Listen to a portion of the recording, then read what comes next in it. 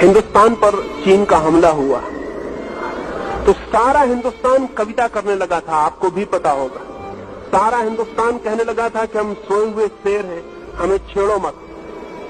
तो मैंने कई कवियों से पूछा कि शेरों ने कभी भी नहीं कहा है कि हम सोए हुए शेर हैं, हमें छेड़ो मत। छेड़ो और पता चल जाता है कि शेर है या नहीं। कविताएं करने की जरूरत नहीं होती। लेकिन पूरे हिंदुस्तान ने कविताएं की, जगह जगह कवि सम्मेलन हुए, लोगों ने तालियां बजाई, और जिन लोगों ने कविताएं की, कोई को पद्मश्री की उपाधि मिल गई, कोई राष्ट्र कवि हो गया, किसी को राष्ट्रपति ने स्वर्ण पदक भेंट कर दिए, और चीन हिंदुस्तान की जमीन दबा के बैठ गया। और वो सोए हुए शेर तब फिर वापस कविता करके सो गए। उनका कुछ भी पता नहीं चला कि वो कहां चले गए।